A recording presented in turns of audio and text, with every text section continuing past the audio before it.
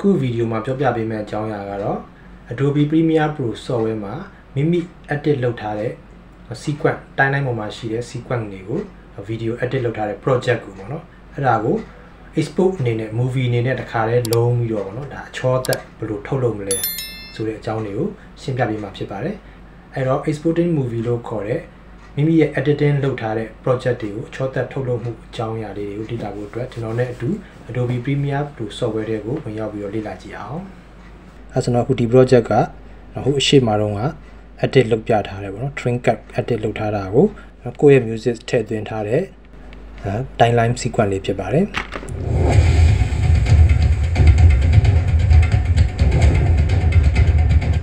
အခုဆက်ပြီးသွားပြီပေါ့နော် movie အနေနဲ့အချောသက်ထုတ်လုပ်တော့မယ်ဆိုရင်ဘယ်လိုလုပ်ရမလဲဆိုတာလေးကိုပြပေးမှာဖြစ်ပါတယ်အရင်ဆုံးဘာလုပ်ရမလဲဆိုတော့ movie ထုတ်မယ်ဆိုရင် timeline မှာရှိတဲ့ဒီ timeline sequence ထဲမှာရှိတဲ့ကိုထုတ်လုပ်မဲ့ click တွေကိုအစအနေအဆုံးထိကိုသတ်မှတ်ပေးရမှာဖြစ်ပါတယ်အဲ့ဒါကိုဒါ work area လို့ခေါ်တာပေါ့နော်အဲ့ဒါကို in point out point နဲ့သတ်မှတ်ပေးရမှာဖြစ်ပါတယ်ဒီမှာဆိုရင်အဲ့တော့အစကိုအရင်ဆုံး timeline indicator လေးကိုပို့လိုက်မယ် timeline indicator လေးကို home key နှိပ်ပြီးတော့ပဲဖြစ်ဖြစ်ဒီ timeline indicator အပေါ်ကတုံးလေးကို mouse နဲ့ဖိပြီးတော့ရွှေ့ပြီးတော့ပဲဖြစ်ဖြစ်ကျွန်တော် timeline indicator ကိုဆက်စချင်းအချိန်ကိုသွားလိုက်မယ်ဒီခုလက်ရှိတော့အချိန်ကိုကြည့်မယ်ဆိုရင်0အချိန်ပေါ့နော်ဒီ0အချိန်ကနေစပြီးတော့ယူမယ်ပေါ့နော်ဘယ်ကနေဘယ်ထိကို movie ထုတ်မယ်ယူမယ်ဆိုတဲ့ဟာမျိုးသတ်မှတ်ပေးမှာဖြစ်ပါတယ်အခုဆိုရင်ဒါဒီနေရာကိုစမှတ်အဖြစ်သတ်မှတ်မယ်ဆိုတော့ keyboard ကနေ I လို့ပြီးတော့နှိပ်လိုက်ပါမယ်ဒါဆိုရင်စမှတ်ကိုသတ်မှတ်လိုက်ပြီးအဲ့တော့ဆုံးမှတ်ကတော့သူကမတည်သေးဘူးနော်ဆုံးမှတ်ကတော့အခုတိုင်းဆိုဟိုးဆုံးထိသူကသွားနေတယ်ပေါ့နော်အဲ့တော့ကဆုံးမှတ်ကိုသတ်မှတ်မယ်ဆိုရင်အဲ့တော့ဒီလက်ရှိ click တွေရှိတဲ့အဆုံးကိုသွားမယ်ဆိုရင်angle လေးကိုနှိပ်လိုက်မယ် keyboard ကနေပြီး angle လေးကိုနှိပ်ပြီးတော့မှပြီးနောက်ထပ်ဒီနေရာအထိ movie ထုတ်မယ်အချောသက်ထုတ်လုပ်မှုလုပ်မယ်ဆိုတာကိုဒီကသိအောင်လို့သတ်မှတ်ပေးဖို့အတွက်ဘာလုပ်ပေးရမလဲဆိုတော့ O နှိပ်လိုက်မှာဖြစ်ပါတယ်အဲ့တော့ O key လေးကိုနှိပ်ပေးရပါမယ် keyboard ကနေနော်အဲ့ဒါဆိုရင်တော့တည်ထားဖို့လိုတာကစစချင်းစမဲ့နေရာဆိုရင် in point ဖြစ်ပြီးတော့ဆုံးမဲ့နေရာဆိုရင် out point လို့ခေါ်ပါတယ်အဲ့ဒါကိုအတူကောင်းအနေနဲ့ shortcut က I နဲ့ O ပေါ့နော်အဲ့လိုမျိုးသတ်မှတ်ပေးပါတယ်ဒီပုံမှာဆိုရင်ဒါ area လေးတစ်ခုပေါ်လာပါတယ်အဲ့ဒါလေးကိုကျွန်တော်တို့ mouse နဲ့လည်းပြန်ပြီးတော့ adjust လုပ်လို့ရပါတယ်အခုလိုမျိုး adjust လုပ်လိုက်ပြီဆိုရင်ဒါအခုချိန်မှာကျွန်တော် movie ထုတ်လိုက်မယ်ဆိုရင်ဒီနောက်မှာရှိနေတဲ့ click ကပါလာမှာမဟုတ်ဘူးเนาะဘာကြောင့်လဲဆိုတော့ဒီပေါ်မှာသတ်မှတ်ထားတဲ့ in point out point area ကတော့ဒီဒုတိယ click အထိပဲရှိနေတဲ့အတွက်ကြောင့်မလို့ပေါ့เนาะဒီနောက်က area မှာပါလာမှာမဟုတ်ပါဘူးအဲဒါကြောင့်နောက်က area ပါအောင်လို့ in point out point လေးတွေကိုဒါမျိုး adjust လုပ်ထားလို့ရပါတယ်အခုလိုမျိုးပိုနေမယ်ဆိုရင်ဘာဖြစ်မလဲဆိုတော့ကိုယ့်ရဲ့ movie ကကြည့်မယ်ဆိုရင်နောက်မှာအမဲကြီးနဲ့ဆက်ပြီးတော့ play နေမှာပေါ့နော်အဲ့လိုမျိုးဆိုလည်းအဆင်မပြေဘူးပေါ့နော်အဲဒါကြောင့်မို့သူကိုကွက်တိ edit လုပ်ထားတဲ့ project ရဲ့အစနဲ့အဆုံးကိုတေချာလေးသတ်မှတ်ပေးဖို့လိုပါတယ်အဲဒါကြောင့်မလို့ခုနက timeline indicator ကိုရွှေ့ပြီးတော့မှ I ပြီးသွားရင်အဆုံးတဲ့နေရာကိုသွားပြီးတော့ O နှိပ်ကြမယ်အဲ့ဒါတော့အကောင်းဆုံးဖြစ်ပါတယ် okay အခုလိုမျိုးကျွန်တော်တို့ဒါ movie ထုတ်ဖို့အတွက် area သတ်မှတ်ချက်လုပ်ပြီးသွားပြီဆိုရင်ကျွန်တော်ဘာလုပ်ရမလဲဆိုတော့ movie ထုတ်တော့မယ်ပေါ့နော် movie ထုတ်မယ်ဆိုရင်ဘယ်ကနေသွားထုတ်ရမလဲဆိုတော့ file ထဲမှာဒီမှာဆိုရင် export ဆိုတာလေးရှိပါတယ် export ထဲမှာ media ဆိုတာလေးရှိပါတယ်အဲ့တော့ keyboard shortcut ကတော့ control M လို့ပြထားပါတယ်အဲ့တော့ control M လေးကိုနှိပ်လိုက်လဲရပါတယ်အဲ့တော့ဒီကနေပဲရွေးကြည့်လိုက်မယ်ရွေးလိုက်မယ်ဆိုရင် export setting ဆိုပြီးတော့ပေါ်လာလိမ့်မယ်ပေါ့နော်ဒီ export setting window ပေါ်လာမယ်အဲ့ဒီထဲမှာကနည်းနည်း setting တွေကိုလိုက်ပြီးတော့ပြင်နေဆိုရင်ပြင်လို့ရတယ်ပေါ့နော်ဒီမှာဆိုရင်ဘာရှိမလဲဆိုတော့ export setting ရဲ့အောက်မှာ format movie မှာတော့ format တွေအမျိုးမျိုးရှိတာပေါ့နော်အဲ့တော့ကိုကဘာ format နဲ့ export လုပ်ချင်တာလဲထုတ်ချင်တာလဲဆိုရင်ပုံမှာမူတည်ပြီးတော့ရွေးပေးရမှာဖြစ်ပါတယ်။ဟောဒီထဲမှာဆိုရင်တော့ဒါ format တွေအများကြီးရှိတယ်ပေါ့နော်။ဒါ AVI တို့ DBH format တို့เนาะတခြားသောဒါ JPEG တွေ MP3 တွေเนาะ MPEG 2 MP4 စသဖြင့်မျိုးစုံရှိတယ်เนาะ B2 movie တွေ quick time movie တွေလည်းအကုန်ရှိတယ်ပေါ့နော်။အဲ့မှာတော့ကျွန်တော်ကတော့အကြံဉာဏ်ပြုချင်တာကတော့ H264 ကတော့အဆင်ပြေဆုံးဖြစ်လိမ့်မယ်ပေါ့နော်။အဲ့တော့ H264 ကဘာကြောင့်လဲဆိုတော့ဖုန်းထဲကိုပဲထည့်တဲ့ဒါ YouTube တို့ Facebook တို့ဟိုပဲတင်ပေါ့နော်သူကတော့အဆင်ပြေဆုံး format ပါဒါများသောအားဖြင့်တော့သူကတော့ file size ကလည်းတိတ်ပြီးတော့ဒါမကြီးဘူးပေါ့မကြီးပဲနဲ့ဒါကြစ်ကြစ်လစ်လစ်နဲ့ quality ကောင်းတဲ့အရေးသွေးမျိုးကိုသူကရတယ်ပေါ့နော်အဲကြောင့် H264 နဲ့ပဲထုတ်ကြတာများပါတယ်ကိုယ့်ရဲ့ movie ကဘာအတွက်ရည်ရွယ်တာလဲ online model မဟုတ်ဘဲနဲ့ဥပမာ DCP ရုပ်ရှင် cinema အတွက်လားဆိုတော့တခြား format တွေသုံးမှာပေါ့နော်ဒီမှာတော့ H264 ကတော့အဆင်ပြေဆုံးဖြစ်တဲ့အတွက်ကြောင့်မလို့ H264 ပဲရွေးထားလိုက်ပါမယ်ပြီးသွားရင် preset မှာကလည်းအဲ့လိုပါပဲ preset မှာကလည်းသူ့အတိုင်းပဲကျွန်တော်အပေါ်ဆုံးမှာ mask ဆိုကနေ hybrid နဲ့ပဲဒါအဆင်ပြေဆုံးဖြစ်ပါတယ်ဘာမှတော့တွေ့တူပြောင်းစရာမလိုပါဘူးအဓိကပြောင်းပေးရမှာတော့ output name ဆိုတဲ့နေရာလေးကဒီဘက်ကအပြာရောင်လေးမှာအဲ့ဒါလေး click တစ်ချက်နှိပ်ပေးရပါမယ်နှိပ်ပြီးလိုက်ရင် ချက်မှာဒါနှိပ်လိုက်ရင်ဒါပေါ်လာမဲ့အခုဘယ်လမ်းကြောင်းမှာဒီ movie ကိုသိမ်းမလဲဆိုတဲ့ဟာမျိုးလေးကိုသတ်မှတ်ပြီးတော့နာမည်လေးပေးပြရမယ်ပေါ့နော်အဲဥမာအဖြစ်ဒီမှာနာမည်တစ်ခုပေးလိုက်မယ်ပေါ့နော် fight ဆိုပြီးတော့ fight ဆိုပြီးတော့နာမည်ပေးလိုက်မယ်ပြီးသွားရင်ဒါ save လိုက်မယ်ပေါ့နော် okay ဒါလေးပါပဲ save ပြီးသွားပြီဆိုရင်နောက်ကျန်တာတွေကဘာမှလုပ်စရာမလိုပါဘူးအောက်မှာဆိုရင်တခြားအသေးစိတ်လိုက်ပြင်နေတယ်ဆိုတော့ပြင်လို့ရတယ်ဒါပေမဲ့သူ့အတိုင်းပဲ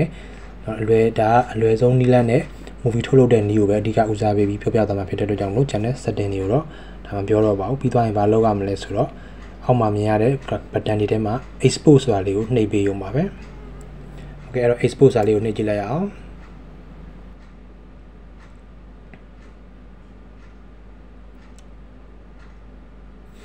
okay အဲ့ဆိုတော့ကျွန်တော်တို့ movie ကဒါ set ထဲကသူတို့ရဲ့ computer ထဲကခုနပေးထားတဲ့လမ်းကြောင်းထဲမှာသွားပြီးသိမ်းဆည်းပြီးသွားပြီဖြစ်ပါပြီအဲ့ဒါလေးကိုကျွန်တော်သွားပြီးကြည့်ကြည့်အောင် okay ဒီမှာဆိုခုန file ဆိုတဲ့ mp4 format နဲ့ video file လေးရပါပြီအဲ့ဒါလေးကိုကျွန်တော် Windows Media နဲ့ကြည့်ကြည့်လိုက်မယ်ဆိုရင်ကြည့်လို့ရပြီပေါ့နော်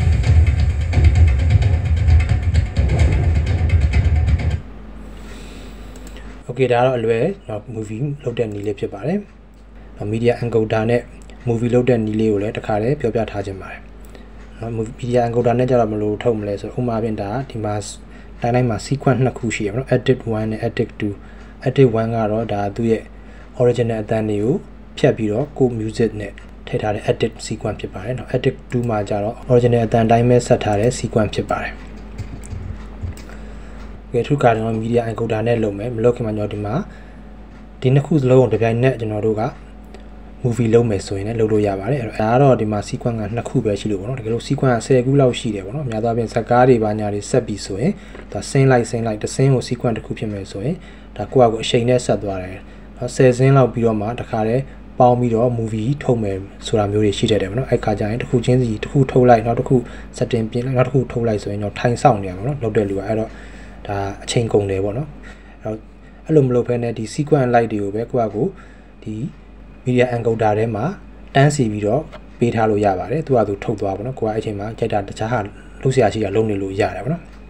အဲ့နီးလေးကိုကျွန်တော်ပြောပြပေးသွားမှာဖြစ်ပါတယ်ကိုယ့်ရဲ့ sequence တိုင်းမှာကိုထုတ်မဲ့ area တွေကိုသတ်မှတ်ပေးရမှာဒီမှာတော့ကျွန်တော်သတ်မှတ်ပြီးသားပေါ့နော် in point out point ပေးပြီးသား edit 2မှာ in point out point မပေးရသေးဘူးဆိုတော့အစကိုသွားပြီးတော့ in point ဖြစ်တဲ့ i ကိုနှိပ်မယ်ပြီးအဆုံးကို and key လေးနှိပ်ပြီးတော့မှ o ကိုနှိပ်မယ်အဲ့ဒါဆိုရင် edit 1ဆိုတဲ့ sequence ကို edit 2ဆိုတဲ့ sequence မှာပါ in point out point နဲ့ area သတ်မှတ်ပြီးသွားပြီဒါဆိုရင် movie ထုတ်လို့ရပြီ okay အဲ့ဒါဆိုတော့ကျွန်တော်တို့ဒါ movie ထုတ်လိုက်မယ်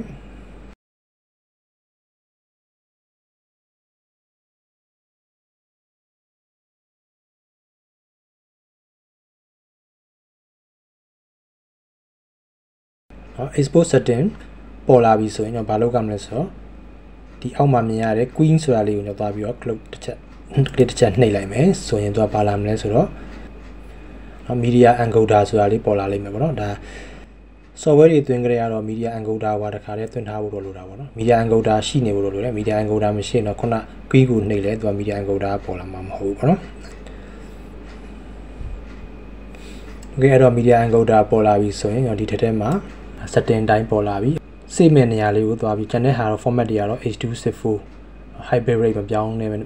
တော့ဘဲနဲ့ဒီနေရာလေးမှာနာမည်တစ်ခုသွားပေးမယ်ဒီကတော့501ဆိုပြီးတော့ပေးမယ်ပေါ့နော်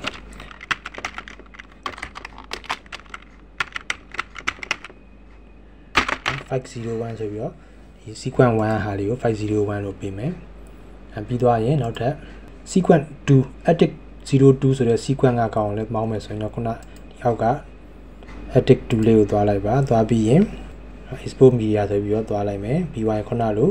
query ကိုပြန်သွားလိုက်မယ်အဲ့လိုမျိုးသွားလိုက်ပြီဆိုရင်နောက်တစ်ခု edit 01ဆိုတဲ့ sequence ကိုသူကမောင်းပေးမှာဖြစ်ပါတယ်အောက်ကဟာကျတော့ edit 02ဆိုတဲ့ sequence ကိုသူက movie လုပ်ပေးမှာဖြစ်ပါတယ် export လုပ်ပေးမှာဖြစ်ပါတယ်နောက်ထပ်တခြားသော edit 3 4 5ရှိနေရင်လည်းအဲ့လိုမျိုးပဲထပ်ပြီးတော့ဆွဲခေါ်လို့ရပါတယ်ဒါဆိုဒီမှာဆိုကျွန်တော်နာမည်လေးတစ်ခုပဲသွားပြီးပြင်ပေးဖို့လိုတယ်မပြင်မနဲ့ဒီတိုင်းပဲသူ့ရဲ့ sequence name အတိုင်းပဲထားမယ်ဆိုလဲထားလို့ရတယ်ပေါ့နော်ဒါပေမဲ့များသောအားဖြင့်တော့ကိုယ်နာမည်နဲ့ကိုထုတ်ကြတာများပါတယ်အဲ့တော့နောက်ထပ်ဒီမှာဆိုရင်အပေါ်မှာ501ဖြစ်သွားပြီဆိုတော့နောက်တစ်ခုကတော့502ဆိုပြီးတော့ပြောင်းလိုက်မယ်ပေါ့နော်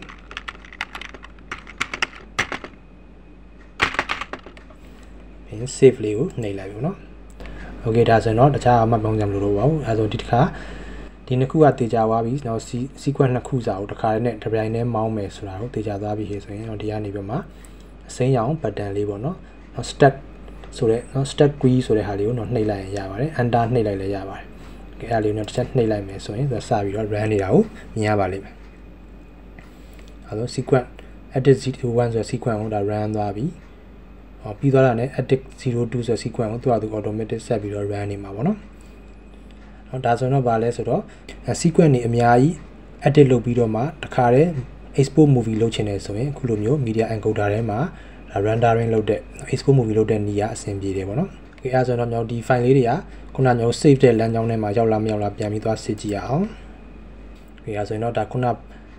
တွေ့ရပါလိမ့်မယ် file ဆိုတာတော့ကျွန်တော်ပထမ media encoder နဲ့ပို့ပဲနဲ့ make movie လုပ်လိုက်တဲ့ဟာတခုပေါ့နော်။ပြီးနောက်ထပ်501ရဲ့502ရဲ့ကတော့ media encoder နဲ့အခုမောင်းလိုက်တဲ့နှစ်ခုဖြစ်ပါတယ်။ Okay ခုလိုရှင်းပြလိုက်တဲ့အခါကျတော့မိမိ Premiere Pro software ထဲမှာဆက်ထားတဲ့ project ကိုဒါနောက်ဆုံး final အနေနဲ့အချောတက်ထုတ်လုပ်မှုပေါ့နော် movie အနေနဲ့ဘယ်လိုထုတ်လုပ်ရမလဲဆိုတာကိုဒါသိရှိသွားပြီသဘောပေါက်သွားပြီလို့မျှော်လင့်ပါတယ်။အဲမသိတာနားမလည်တာရှိတယ်ဆိုရင်လည်းအောက်က comment တွေမှာရေးပေးခဲ့ပါတခြားသောအကြံပြုဆွေးနွေးချင်တာရှိတယ်ဆိုရင်လည်းရေးပေးခဲ့ဖို့ဖိတ်ခေါ်ပါတယ်။ဒီဗီဒီယိုလေးတော့ဒီလောက်နဲ့ပဲကျွန်တော်ထားလိုက်ပါမယ်။နောက်ဗီဒီယိုကြမှာထပ်ပြီးတော့ဆွေးနွေးကြပါမယ်။ Okay